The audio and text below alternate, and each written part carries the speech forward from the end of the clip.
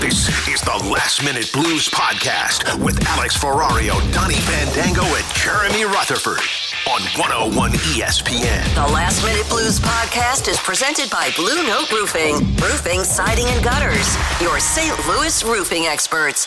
Visit BlueNoteRoofingSTL.com for free inspection. It is the Last Minute Blues podcast presented by Blue Note Roofing, roofing, siding, and gutters. Your St. Louis roofing experts. Visit BlueNoteRoofingSTL.com for a free inspection. Joined in the Jeff Burton studio, I'm Donny Fandango. Alex Ferrario to my left from 101 ESPN, handling all your Blues pre- and post-game, and now enjoying some free time. Now the season is over, and sitting diagonally from me, beat writer for your St. Louis Blues from The Athletic, Jeremy Rutherford. Is it all right to call you beat writer? Is that even right? Whatever you want to call me.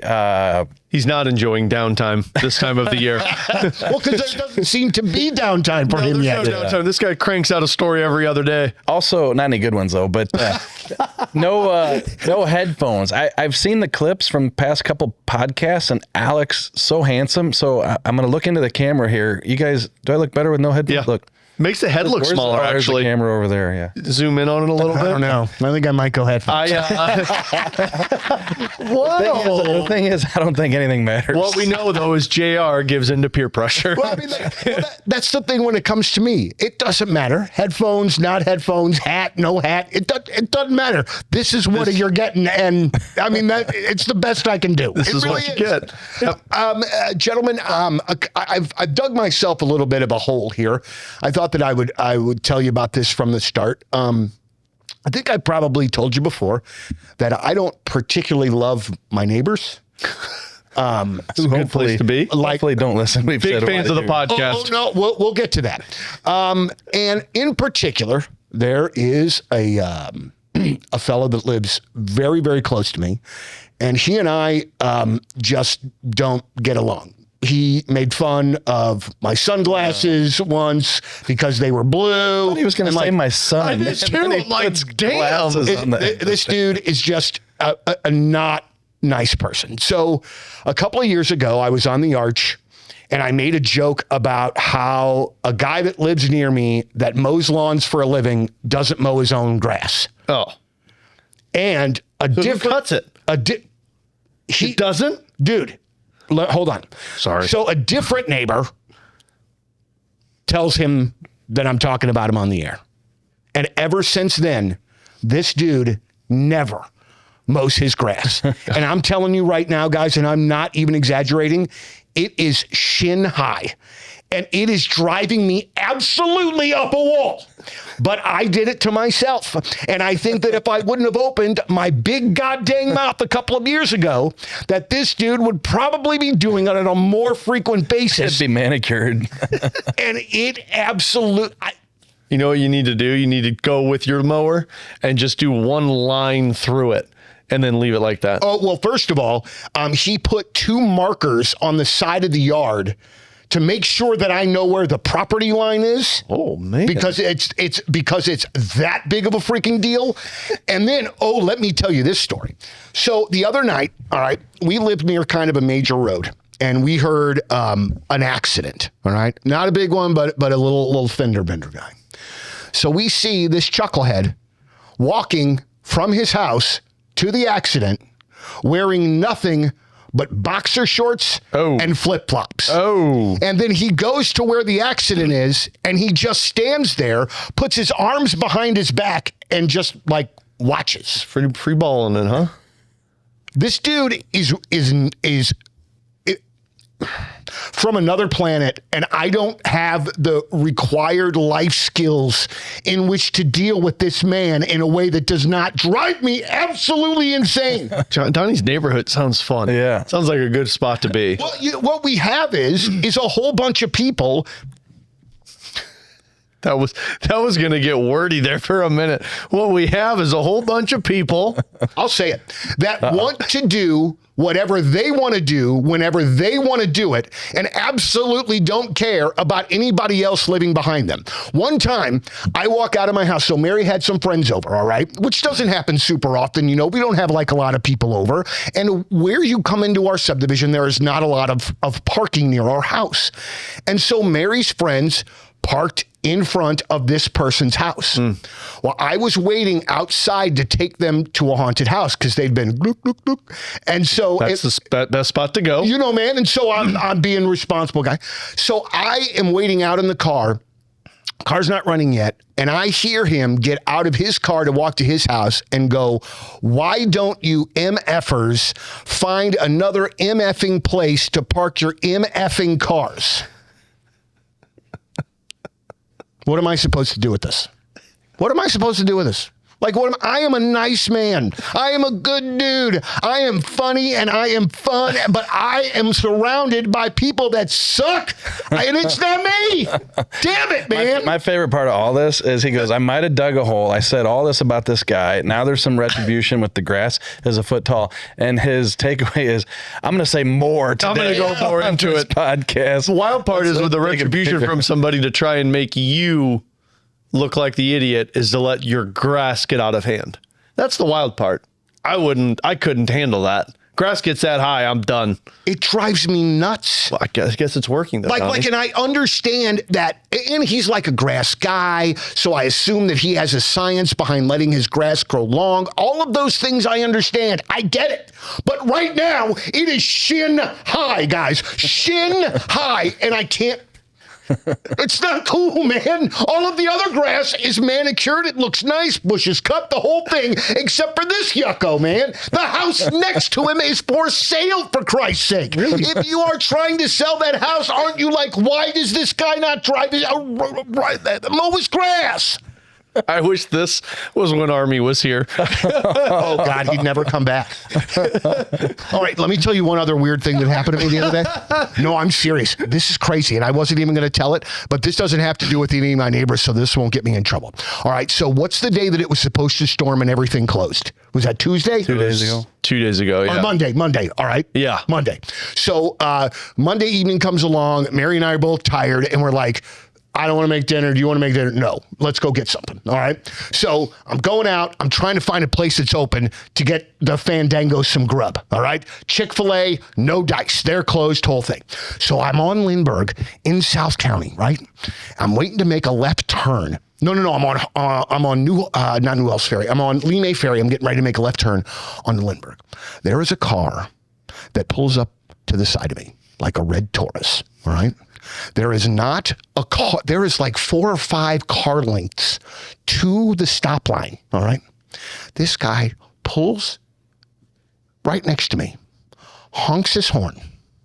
I look over, and there is a man with one eye, and the part where the fake eye would be was not there.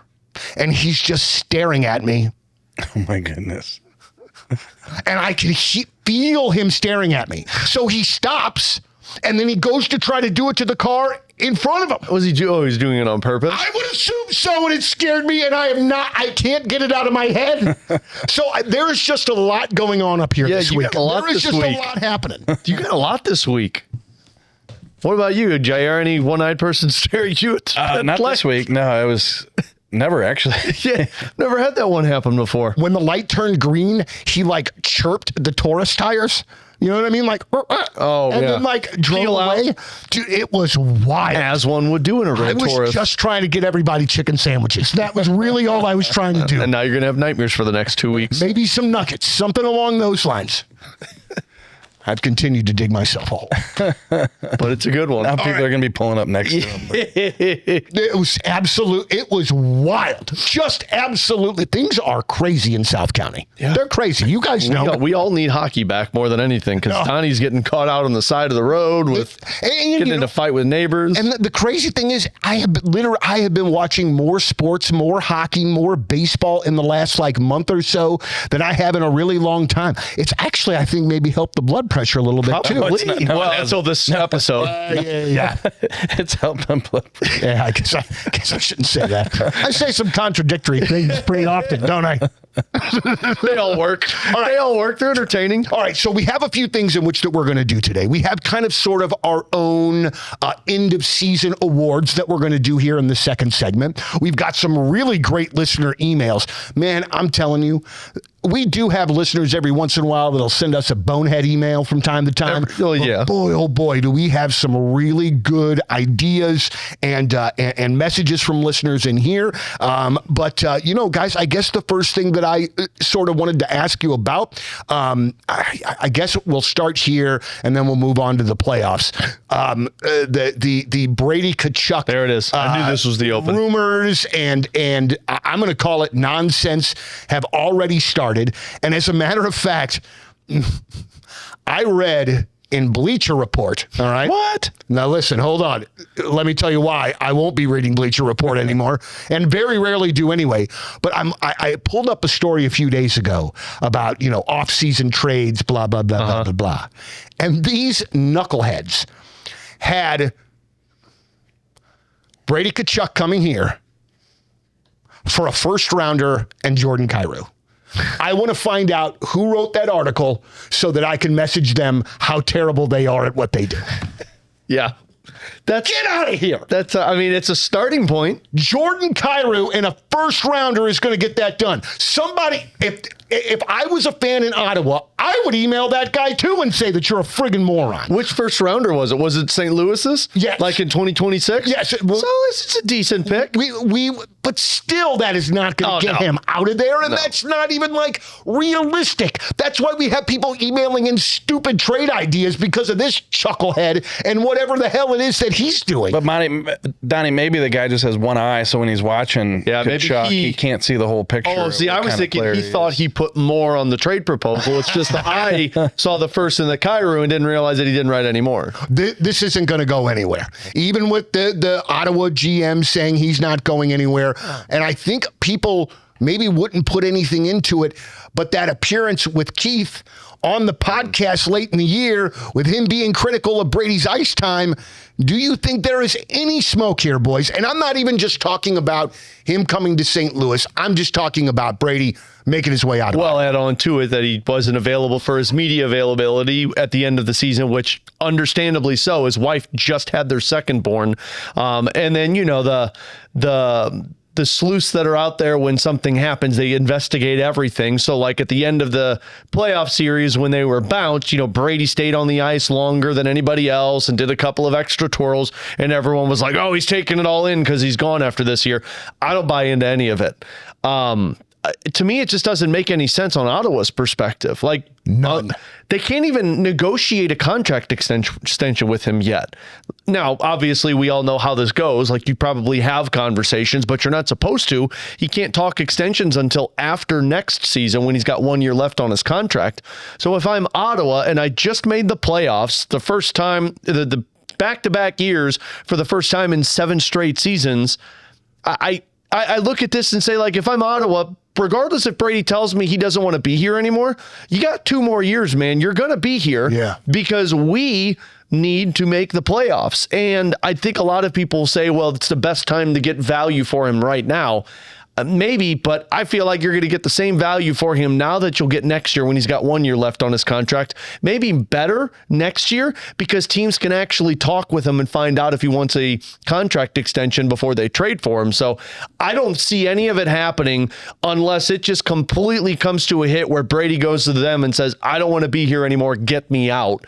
I just don't see Brady doing that. Which could happen, but maybe not this summer. It could be next summer. And like Alex said, he's got 2 years left on the deal, so you can't talk, contract extension with him yet. But the one thing that people have to keep in mind is, let's say that Ottawa's in a situation where they're like, okay, well, this isn't working. We're going to go try to get some assets, a lot of assets, for Brady Tkachuk. I don't think that's what they're trying to do. They want to make the playoffs. They want to try to keep this going. They want to try to get over the hump. So let's just single out the Blues. If you're the Blues, you're not sending them 1 or 2 first round picks and a prospect because that's not the stage that they're at. So, if you are making a deal between the Blues and the Ottawa Senators, they're looking for roster players. They're looking for good players. And, I wrote it in the article yesterday, would they even be interested in a Jordan Kyrou? Because maybe that's the player off the Blues that you would trade. But if you're the Blues, do you want to trade Robert Thomas to Ottawa? No, you want Thomas to be here with Brady. Do you want to trade Jake Nevers? No, you don't want to trade him. He's part of this. So, even if he is available, it would be a tough match. Well, let's also remember that even if you want to trade Kyrou. Kyrou has to accept going there. Right. You've got no trade or no trade contracts on the guys that you'd want to trade that could get the job done for Ottawa, or they're guys that you don't want to trade, because does anybody have an appetite to move on from Holloway or Snuggerud? Because that's what they're going to ask for. Like, this isn't we'll give you Kyrou and 2 of our minor league defensemen and our 15th overall pick.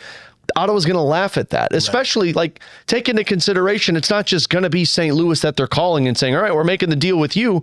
Look at the teams that were involved for Matthew Tkachuk. You had Florida, you had the Rangers, you had Dallas, you had Vegas, and everybody was able to give their best proposal. That's what Ottawa's going to do. And you got to think of New Jersey. New Jersey, I believe his wife is from New Jersey, or they have a home close to New Jersey.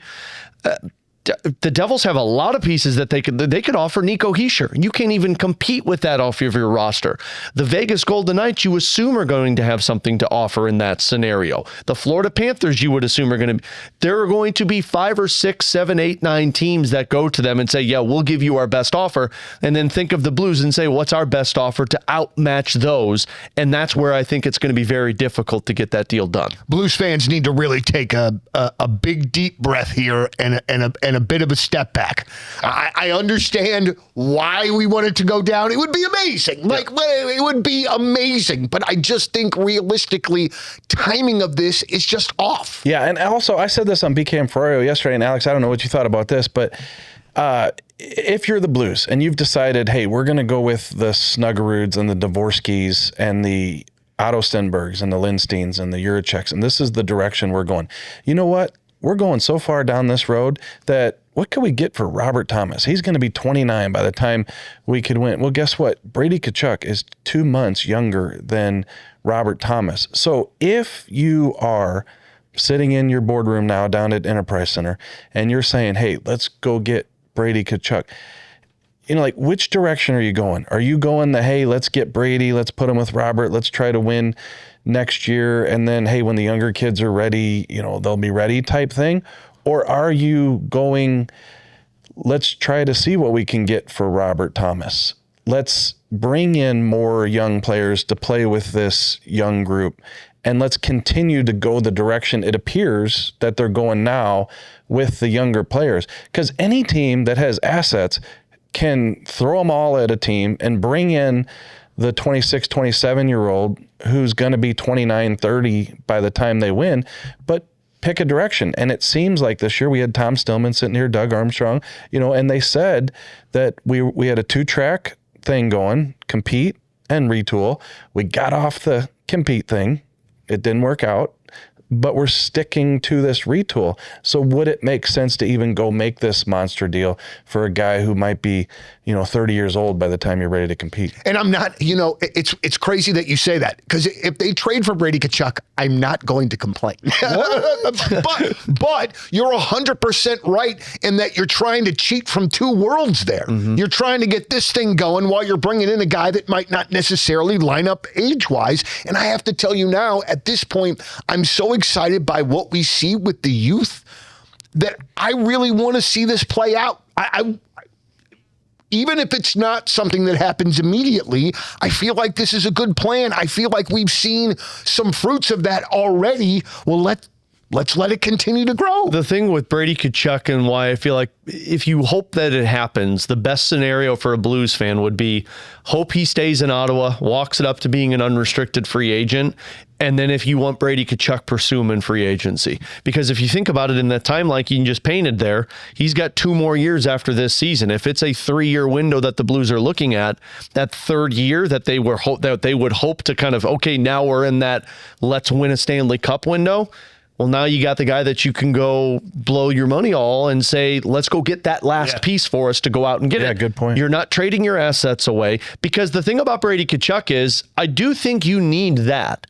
You are still lacking. Now, you're lacking a couple of areas, because I think the center position is a massive weakness for you right now. I still think you probably need a little help on the defensive side, but you're just lacking that second line star. Like if Holloway, Thomas, and Snuggerud become that, you're still lacking that one more piece that can go out there over the boards and change the dynamic of a game. And I think Brady Tkachuk is the type of DNA you'd want to bring into a locker room. You're going to need that piece. But if this is a 3-year thing, don't spend all of the assets that you have accumulated on it for a guy that might be a free agent in a couple of years. Wait that out, and if he doesn't become a free agent, then see what else is out there, or put those assets to good use when you're ready to make that push. Don't do it at a point where you're still waiting to see the development of Carbonneau and Jiricek. You've got to wait to see what those guys look like and then what this draft happens to you before you could get to the point where you say, all right, cool, I'm pushing all my chips in. Let's go all in right now. Real quick here, and I want to talk about the playoffs, obviously, but it's amazing that we talk about some of the guests that we've had on the podcast this year. Well, I know, right? Like, dudes, like that's pretty rad. Who we got? We had Steen, we had Ott, we had Tony Twist, Doug Armstrong, Tom Stillman. And then we had the jersey reveal as well. Or not Steve the jersey Chapman. reveal, but we had that as well. That was in the last year. Man, that's Look at us go, huge. guys. I love it. I love love to pump our own tires. So I'm beep, pumping, beep. Yeah, pumping the tires. So I've watched a ton of playoff hockey in the course of the last couple of weeks. In doing so, I think for me anyway, it's just brought to the forefront that the Blues have a whole lot of work to do to get there. Maybe not a whole lot of work, but they've got a lot of work to do. What guys has struck you so far in watching the playoff games that you have watched, or the series in which that you watched? Mine has been the youth, like watching the amount of young players that are not only attributing to goals, but like wins. Like if you look at Utah, Dylan Guenther has been incredible, as well as Logan Cooley has been for that Mammoth squad. With the Montreal Canadiens, Philly. Slavkovsky, Martone in Philly. Like there have been so many guys that are Cutter Gauthier with the Anaheim Ducks. So many guys that are 1, 2, 3 years into the league that are like going out there and performing on the massive stage. Man, that's at least what you look at on the blue side. One, gets you excited because of a Snuggerud, a Holloway, what Carbonneau and all of these other younger pieces can be. But two, this is what you need to get to that winning window. You've got to have some of those young pieces that can take their game to the next level. But then the other one for me is just the edge. Like watching some of these teams play, you've got to get more nastiness on your lineup.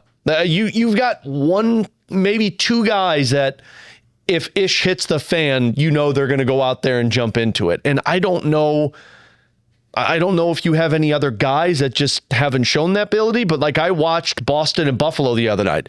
Man, it's 18 guys that every time they step over the boards, it's like they're looking to, as Doug Armstrong put it, want to get punched in the mouth. So that's the two things that stood out to me. It's like you've got to find that youthful talent that can take their game to the next level, and you've got to get more edge this offseason. Yeah, you're dead right on both of these. Like it's amazing. You know, the old saying is that you needed 2 or 3 playoffs to like understand it, and if you're a good young skilled player, just had to get that playoff experience. And these guys are proven that, like, do you still have to? Like, right, Buffalo the first time in 17 years, Utah's first time. Well, and these young players too, they're stepping in and playing a role in these teams playing well in the playoffs. So like you look at Jimmy Snuggerud last year, he shows up in Winnipeg, gets the whiteout. It might be the hardest playoff atmosphere in the entire league in Winnipeg, and Jimmy Snuggerud just steps right in and playing his 8th game of his NHL career and looks fine. So, no, I think what Alex says is true. Like,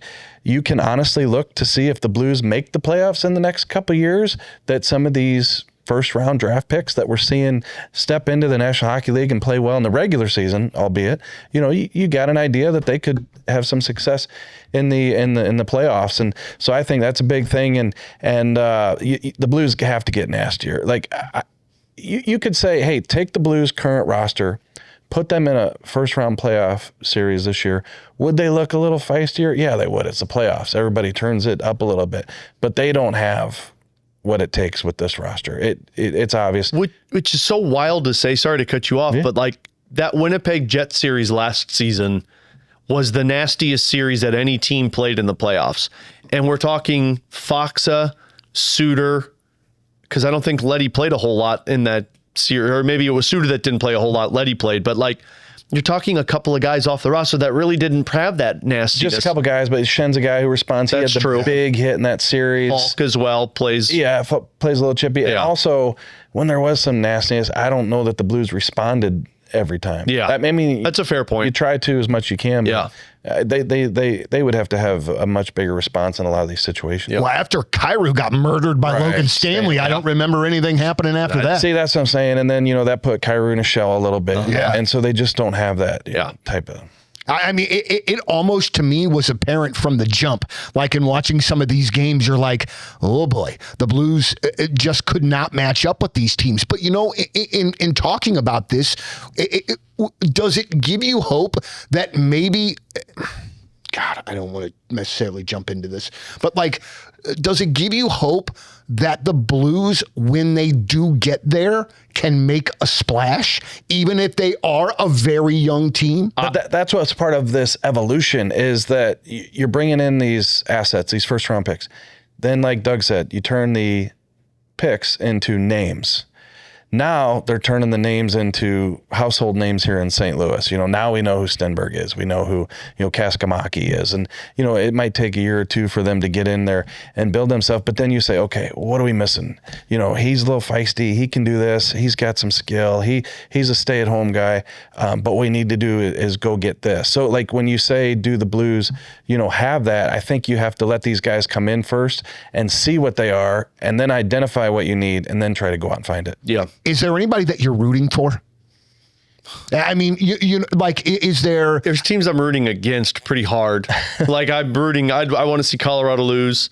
I don't know why, but I want to see Utah lose. Mm-hmm. I think it's a Central Division thing. I do not like Utah, and I don't have any for real reason not to, but I just because don't. Keller's on the team. It's St. Louis kids, so you think I'd root for it, but I don't know. For some reason, it's it's a Central Division. Why are you hate watching instead of... There's a lot of hate watching that takes place because I'm the same way with Buffalo, and I don't mean to knock on the Buffalo team, but I don't want to see them win. Really? Maybe it's the fact that you just get in after 17 years and you all of a sudden you could go on a run. It's I feel like you got to go through some growing pains. Maybe that's... You don't call the last 14 years pain. Well, I guess that's fair, but you got to go through them in the playoffs too. But I don't know. Maybe that's selfish of me. The one team I am rooting for is Carolina. Yeah, I mean, that team has gone through it.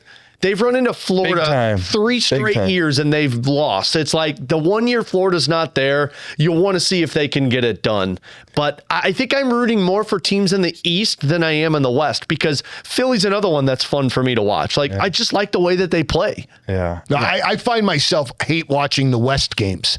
I don't like any of these teams. Watching Utah and Vegas, whatever happens. But I want to watch good hockey. That's a great response. Seriously, but then in watching the East, I think it has a lot more to do with that. I just don't watch the East a lot during the regular season, and so I'm getting to see a lot of these teams and players sort of come together at the right time. Yeah. When you nailed it, Carolina. When you have the same nickname as the coach, Rod the Bod, Jeremy the Bod. It's just you pull for people who you have commonality. People don't know this about JR, but he does 100 sit-ups up in the press box before every puck drop. Damn. Yeah. Well, that's amazing. It's the only way you can reach the buffet. Just sits back up. More. Carolina's got a legit shot, though, to make it out of the East, don't you think? Because it's pretty wide open. This next matchup will be probably the toughest one, especially if they get Philly, although Pittsburgh might push their way back into it. But I as great as Buffalo has looked, I'm not putting a whole lot of stock into Buffalo. I think as the playoffs go on, they get more and more difficult. That Tampa-Montreal is going to be a tough matchup as well. So I think the team that comes out of the East is going to be battle-tested for whomever comes out of the West because I'm very skeptical of Colorado getting past one of Dallas or Minnesota. Really? Even still? Yeah. Even because I know people are probably like, Colorado sits for, a week because they swept? Yeah. That's not a good thing when you wait that long. And the team that comes out of that Dallas and Minnesota series is going to feel invincible. Now, they're going to be in a lot of pain, but they play so freaking hard compared to how Colorado can play, and I don't trust Colorado goaltending. So I think the team that comes out of that series, Dallas and Minnesota, is going to be the team that's in the Western Conference who's going to represent the Western Conference in the Stanley Cup final. And then to me, it's going to be one of Carolina, Tampa, or Montreal representing the East. That Tampa Montreal series has been so much fun. And when Tampa scored the other day, I don't remember which, I guess it would have been maybe Sunday, and made it 2-1 late. I was like, oh boy. Oh yeah. You gave the veterans the little life that they needed, and I just absolutely knew where that game was going. But at the same time, watching this Canadiens team, man, a tweak here or there, depending on what happens, but a tweak here or there, they are going to be a freaking ton of fun to watch for a long time. They're going to be the team to beat in the East moving forward. I think everybody thinks Buffalo will. I think it's Montreal. I think Montreal is going to be the toughest team in the Eastern Conference for the next 5 years. And then that crowd in Montreal. Yeah. Oh man, every Canadian playoff hockey is so good. It's really another level. Also, real quick. We got the fingers. Is Edmonton going to handle business with Anaheim, or what do you think there? They pulled a 3-2. Yeah, because they were down 3-1 and they beat the hell out of them last night. They took it to them. Yeah, I think that's going 7, and I don't know who wins, because every time Anaheim feels like they've been pushed down, they find a way to come back into it. Both sides have bad goaltending, though. So, it's going to come down to your offense, and it's hard to bet against McDavid and Draisaitl. I feel like the Oilers could almost just as easily lose this in 6, but then also on the other side, I would not be surprised if they went on a run and then made it to the finals, just because. That would surprise me. I just feel like if there's any team that could turn it on, if they get any kind of goaltending, they're scoring 6 goals a friggin' game. Yeah. The defense in that series is hilarious because it's non-existent. Yeah, I was gonna say, what defense? It looks like the first the month of October of Blues hockey, it was nothing. But even just saying this, you would be surprised if Connor McDavid put that thing on his back and to get to the Stanley Cup final? Yeah. I don't see this. Maybe just my opinion. I don't see it. I think their goaltending is too bad. Yeah, that goaltending. Yeah, and I mean, you figure they will take on the winner of Vegas and Utah. Vegas's goaltending hasn't been good, so whoever comes out of that, I think Edmonton might still have the slight edge. But you think Edmonton, McDavid is McJesus, and we all know that. Yeah. But you think he can put that team on his shoulders with that bad of goaltending against one of Colorado, Minnesota, or Dallas? Yeah, no, there's just no way. Unless the team that Edmonton is playing is just completely obliterated from injuries, I just don't see how it's possible. I don't know how McDavid's career is going to go for the next 10, 12 years or whatever, but I feel like in 30 years, what people will talk about is if Connor McDavid would have had the goaltending, then he would have 2 or 3 cups. His best chances to win the cup, my opinion, was the last 2 seasons. They missed it. I think that team is going down instead of up.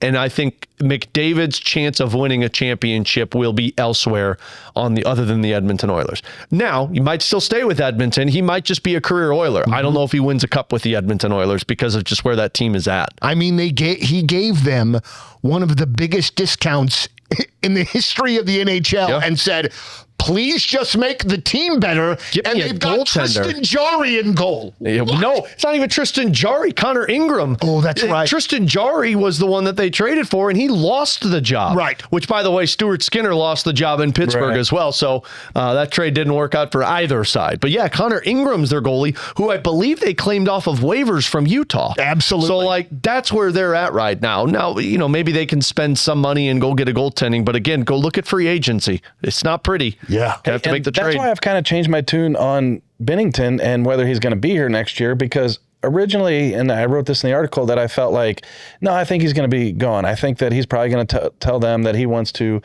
go play for a team where maybe he's got a better chance to play some more games. But like Doug said, hey, they can come to us and say, we want to go somewhere else, the guys who have no trade clauses, and we can tell them no. And I really do think, Doug said it the other day, we got both of our goaltenders signed.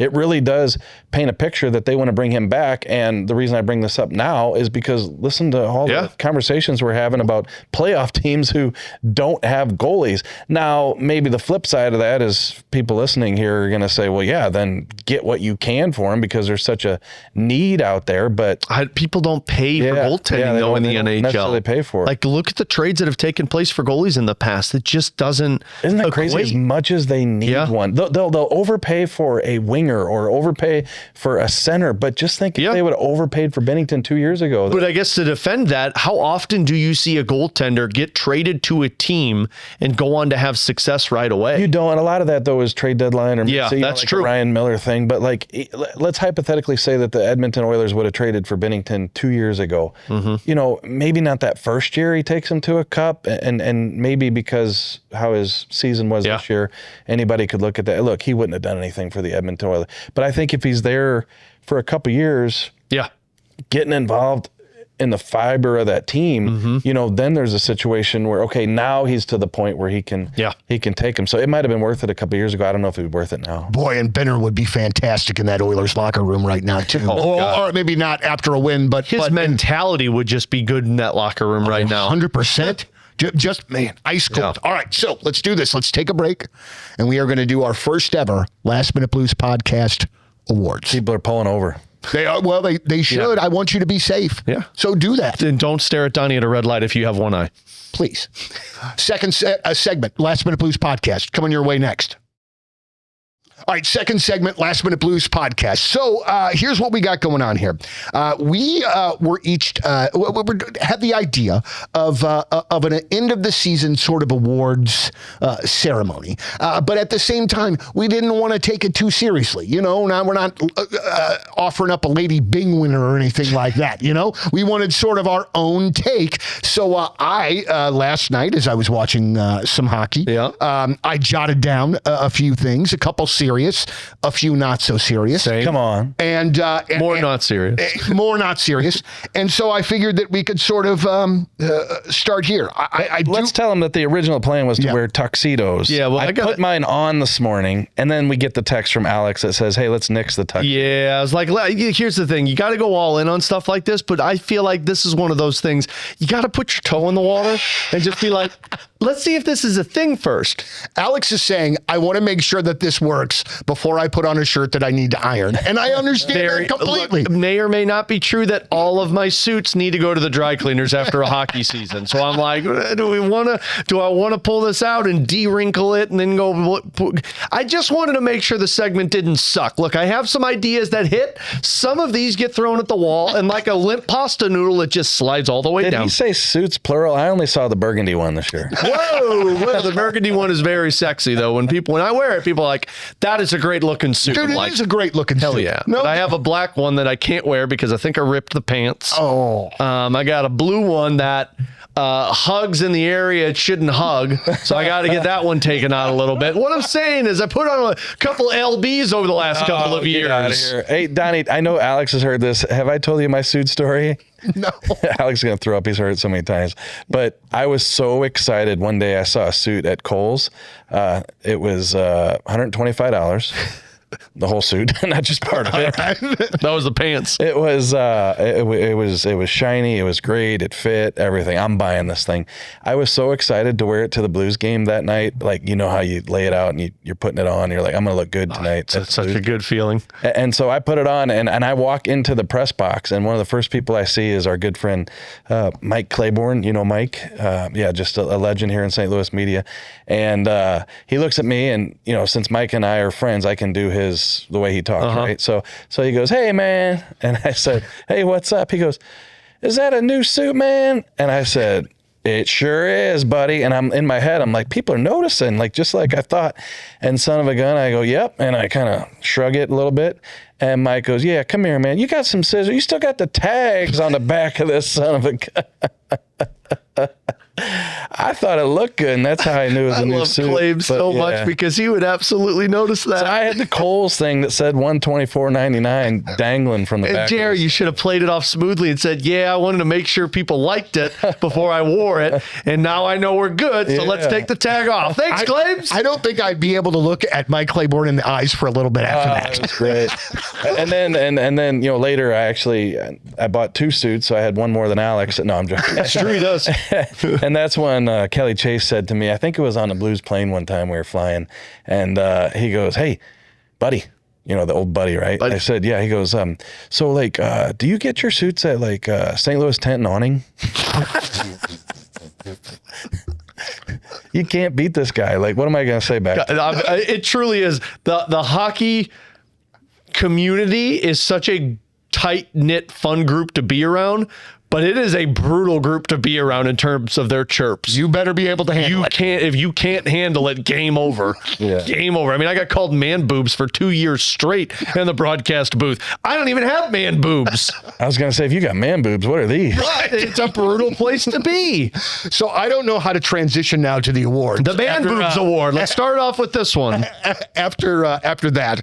But I did kind of want to start out with one for me. I want to give myself an award. Yeah.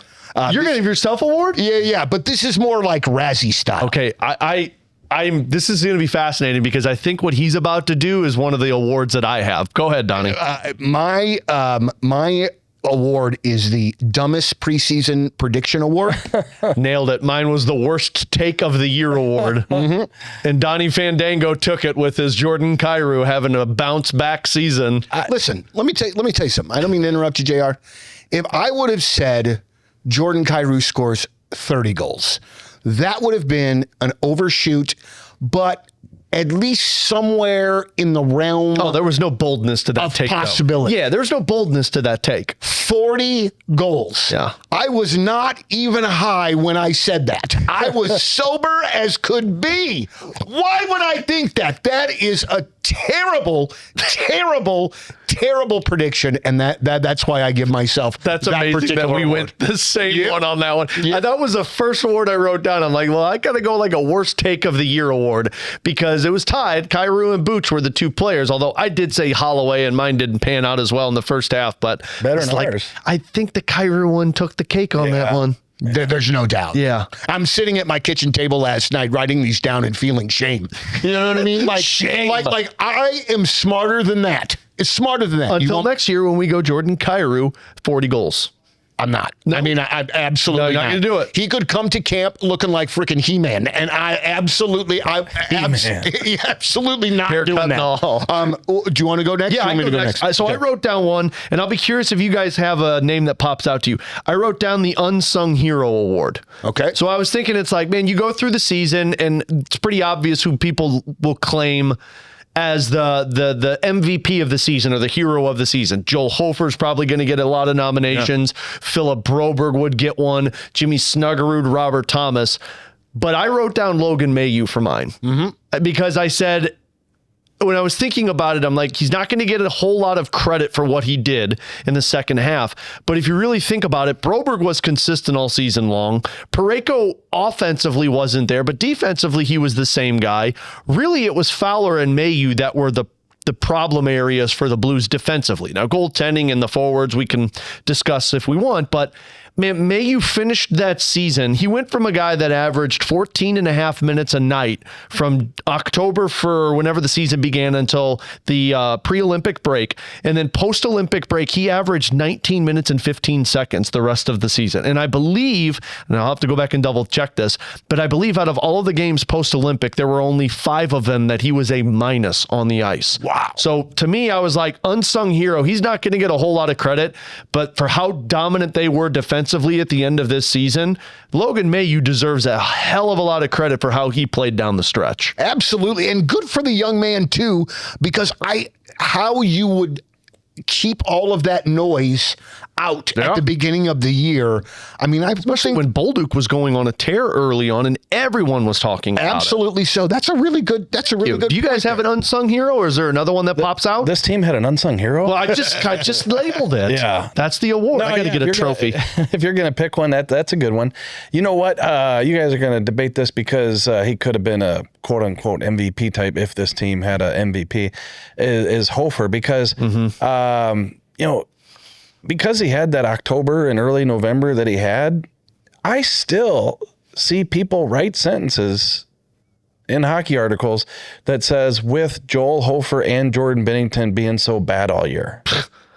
That's crazy. If you say that, that just means you watch the first month and then just assume that it stayed that way the rest of the year. Not even the first month.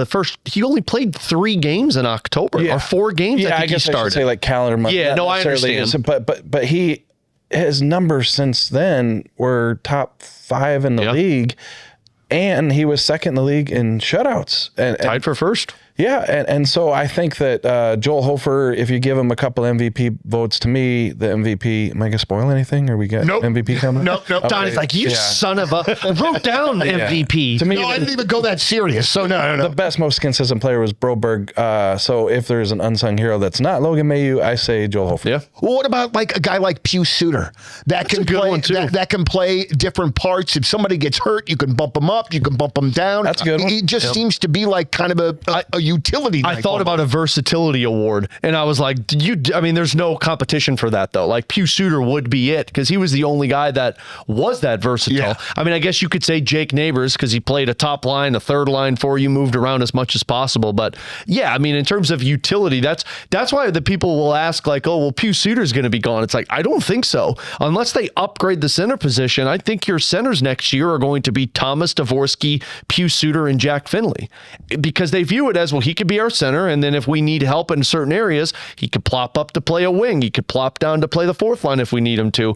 That's a piece that I have to imagine would be interested to other teams in trades, but if you're the Blues, you kind of need that in terms of a makeshift season if you're trying to piece it together. I would think they'd probably use the word plop less. No, plop's a good one. All right. Plop's the word that comes to mind every time. All right, this is one of my my 2 serious-ish sort of awards.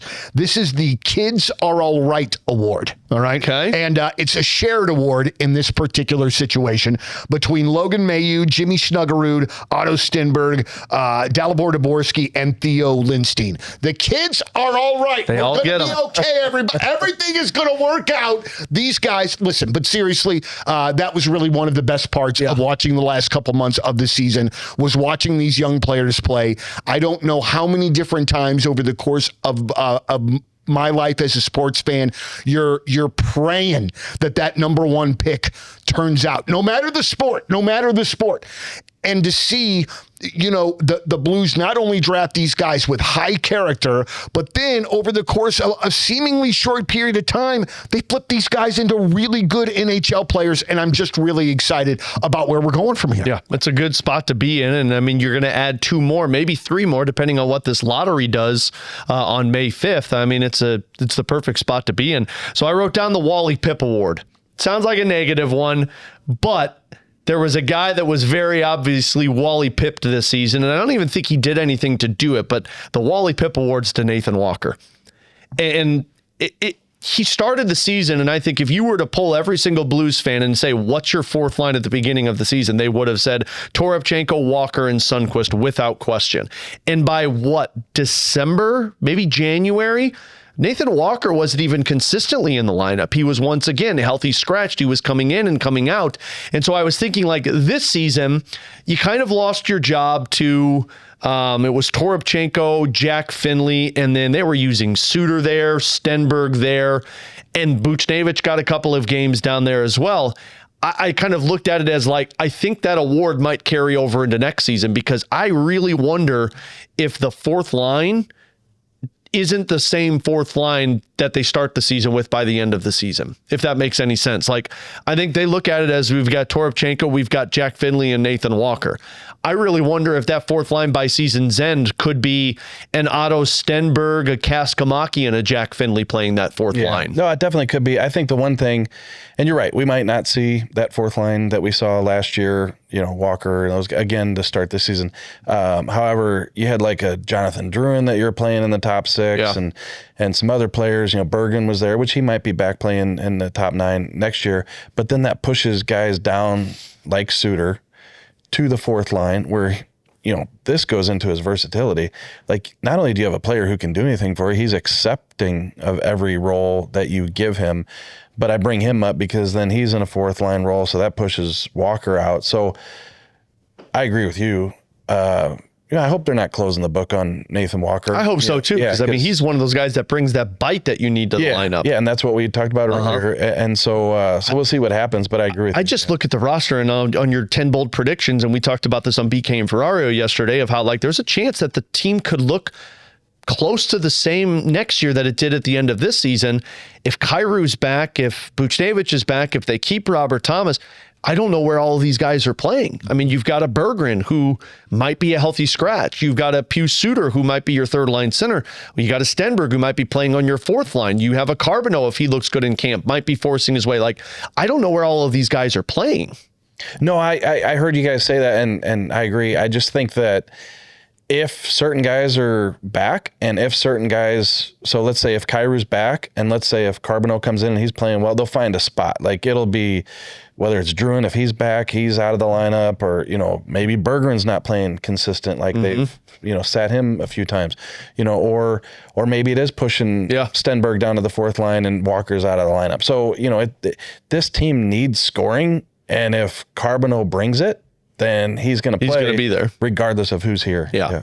All right, my next award, you definitely took a way more serious route. That was yours are better than mine, I think. No. Well, I like unserious too, though. The award for the name I can finally pronounce his name, and that is Jonathan Berggren. You just pronounced it incorrectly. Berggren? No, the first name.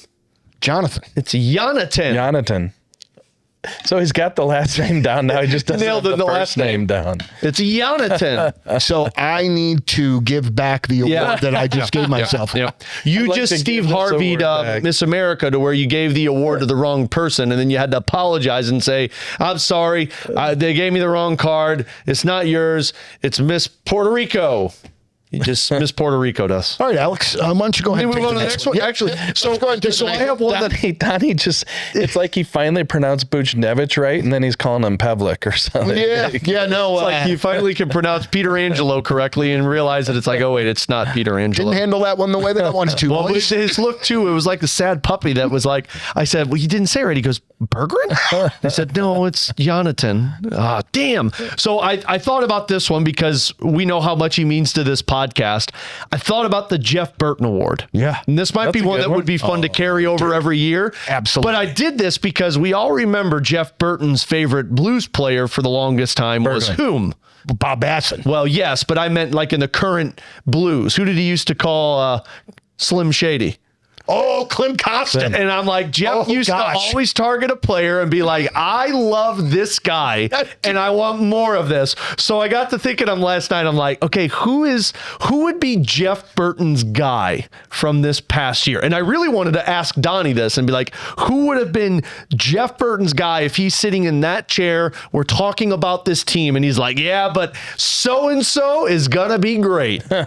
It would have to be somebody that unfortunately petered out. I kind of thought it was Buchnevich. I think Jeff would have loved Pavel Buchnevich because he would have been wanting that nastiness to come out. So you're saying like when he got here, Jeff would have said he's going to be great. Well, no, but in even every season, because when Klim Kostin was here, I remember joining the podcast every once in a while, and Jeff would be like, yeah, but that Klim Kostin, you watch out for him. And I was like, I don't think this is going to go well. I can tell you that he held a Klim Kostin very close to his heart all the way up until his passing. Yep. There's no doubt about that. So I was like, I wonder, and that's why I wanted to ask Donny and ask JR. I would give the award to Pavel Buchnevich because I think if Jeff were to sit in that chair, he'd be like, Booch had a bad year, but Booch is going to be back. And also, too, what I think, too, about Jeff and Buchnevich is that he would focus in on him every game, and we would hear often, I don't understand why he's not scoring or why this isn't happening. To the net, he's making passes, he's just getting unlucky, and he plays great defense. I have this little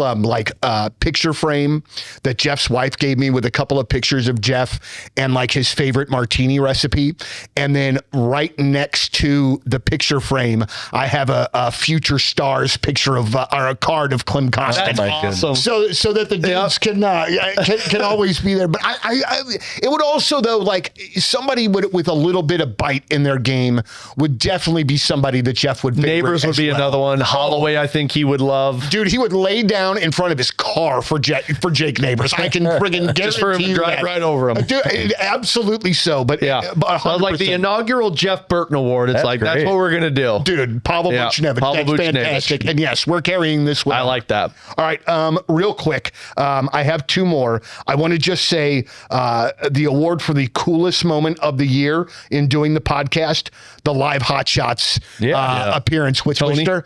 Dudes, that was amazing. Not only was Twister great, we had a lot of people there. Yeah. Like they were able to take that back to sales and go, listen, these guys can put butts in seats. And for what we're trying to do here, that's absolutely huge. That was a really great night. Yeah, peek behind the curtain. I'm hoping we're going to have one this summer at Anheuser-Busch Beer Garden, to where we can have one of those where we potentially have a guest around that time. And then I'd love to do it every year in the fall like we did, to where we can keep getting those donations for food pantries around Thanksgiving time. It's like that's the whole point of this, is to get people together to talk Blues hockey and donate to give to people. But the coolest moment of the coolest moment, if that's our coolest moment, right? And I think that it was that weren't you like starting a question for Twister and he gave you a little pushback, and I can't remember what the question was. I turned to Donny to see how Donny was going to react. The eyes were like this. Pushback from Tony to it. Well, I remember the question had something to do with Mike Keenan. Oh, that's right. And it was something, I don't exactly remember, but something was... Oh, I think you badmouth Keenan, or... It was something about... Yeah. It was definitely negative towards Keenan, and Twister like stopped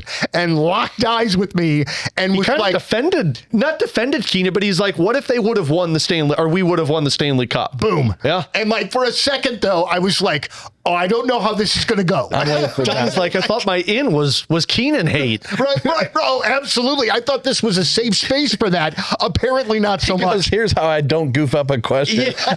I'm going to say that Keenan's a bad guy. I'm going to say he's an a-hole, and you're going to agree with me. And then I think like as he's answering, he like sort of turned to me and is like locking eyes with me. And I'm like, I don't want this. This is not as serious as I meant for this now, to be. you know how every enforcer on the other side felt when he told us that he stood on the other team's bench without a shirt on and just stared at him. Amazing. That's amazing. Absolutely amazing. Well, to defend yourself with that question too, I heard it on that the Ice Guardians podcast. I think it was Chase and Hull talking about Keenan, and Twister did the same thing there too, where he was like, yeah, but people give such slack, but he's like, what if he would have won here? And I mean, it's a really fair retort to people's answers about Mike Keenan of like, yeah, that's because they lost and because everybody left. But what if he wins a Stanley Cup? How's Mike Keenan remembered? Yeah. And honestly, you do have to ask those questions at times. I have one more, but it doesn't have to do with the Blues. Oh, okay. An award? Yeah. Who's it have to do with? It's like best neighbor in your subdivision? Best looking co-host? Probably JR. The Why Won't This Guy Leave Me Alone award and stay out of my life.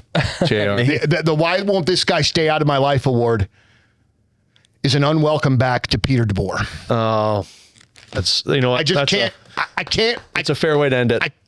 I want a season where I don't have to see his face. I just don't. Thankfully, though, it's in the East. I don't see the Islanders very much. Twice a year. And that's going to be all I have to see. But just, I can see his face in my head right now, and I don't like any part of it. I love doing the AI pictures now because you just tell it what to do. And I'm going to do one of Pete DeBoer with one eye with tall grass. And staring at Donny. Dude, that's my nightmare. That's my nightmare. Donny standing at the door with tall grass and Pete DeBoer in the red car looking at him with one eye. All right, what a picture. All right, so let's do this. I have to go be on the radio. No. And I think Alex does as well. Yeah, I do. But I want to get a couple of emails here real quick, so let's just take a break real quick. Let's come back and let's knock out Speed round. 2 emails real quick. Final segment, Last Minute Blues podcast coming your way. All right, guys, we're going to do this here real quick. We've got some great questions. You can always email us at lmbp@1057thepoint.com. Kendall Johnson messages in. I've been seeing rumors about Matthew Knies and the Blackhawks. Thought, though it's hard to imagine Toronto letting him go, the reports state that Chicago has the necessary assets to acquire him. My question is, would you see him as a fit on the Blues? If so, would the Blues have the necessary draft and prospect capital to entice Toronto? What is a package of picks and prospects that you see fit? I love the game that Knies plays and think it would be like adding another Holloway on the left side. Plus, there is chemistry with Snuggerud from the NCAA days. That is from Kendall Johnson. And if I can say it, that's a hell of an email, Kendall. That's a great email, Kendall. Yeah. Yeah, I don't think there's any chance you can get that done, though. I don't think Chicago can get it done. Like, I know they have the necessary assets to get it, but Toronto needs to win sooner rather than later when you got Nylander and Matthews, and all of the pieces you're getting from Chicago, with the exception of Bedard, are still haven't even played in the NHL yet. Like, all of the assets that they've accumulated have only played half of a season. So I think if you even want to try and get it with Toronto, I mean, you're talking Robert Thomas. I just think that Toronto's further along than, I'm not saying than they think they are, because they probably think they're a ways off. Like, Matthews and those guys reportedly said, hey, we need X, Y, Z, we need this, we need that. So it's not like they're on the verge of contending next year, and if they lose Knives, they're not going to be able to compete. I think the Blues, it makes sense. Like, he would be a great player, great age. The Blues have the assets, although, like you said, what does Toronto want? Are they... I have to think they're going to want Holloway or Snuggerud. Right, so that would obviously be a no-go. But what I'm saying is, if they decide that, I'm just making this up, but they would take a first-rounder and a Carbonneau or something like that. Like, if they're going to take something for the future. Let me ask you this. Would you trade Joel Hofer for him? No. You have... No. And the only reason I'm asking is because I look at Toronto and I say, where are they weakest? No, you got to find wingers, and Knives would be perfect. Yeah, I think he'd be a real good fit here. But you that cannot give up backwards. You cannot give up the only. Because I think Toronto is going to be looking for defensive help. They're going to be looking for goaltending help, and they're going to be looking for center help. That's what I think they're going to be saying. We need this. See, that's what I'm saying. They need so much. Yeah. So whether they think Carbonneau is going to score 45 in the league, take a chance on him or whatever. But it just depends where they're at. Yeah. I just don't want to go back to the dark days of not knowing who our goaltender. No, you got to. So, I think everyone would say, well, trade him Binnington. They're not going to take Binnington for Knies. That doesn't make them better. Yeah, and also there aren't too many. Obviously, the stars. Obviously, the really, really good players. There aren't many players in this league that I would trade Hofer for. And that's not to say that he's Vezina the next 10 years. I'm just saying, like, he is your goalie of the future. Where the hell are you going with? You have no goaltending without that. Not only is he a good, like, he could be one of the better ones. That was the conversation that Grant Francis and I had a couple of years ago, because at the time, you had Binnington, you had Joel Hofer, you had Colton Ellis in the minor leagues, and that was when Vadim Zarenko was playing really well for the Blues. And it's like, man, they've got so much goaltending. You'd think that they try and trade something, but we all know what happened with Colton Ellis being claimed off of waivers, and then the depth just completely shot. So, yeah, I mean, I would love Knies if you could find a way to get it done.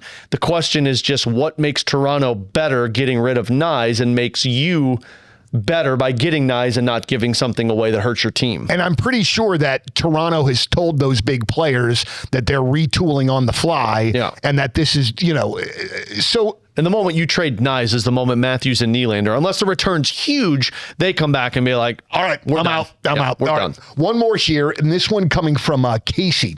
Casey says, greetings, gang.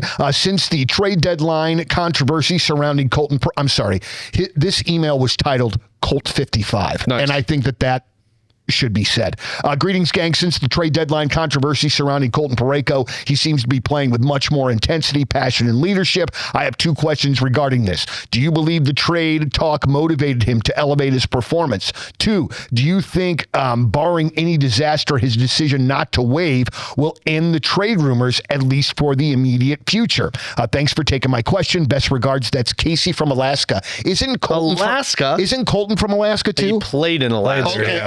Okay. played college hockey from there. Alberta, but played at Fairbanks. Okay. Yeah. So what do you guys think? I don't think that the trade stuff necessarily made him play better. I think he just kind of had a tough season, and it was a tough season defensively for the Blues overall, and he was a part of that, right?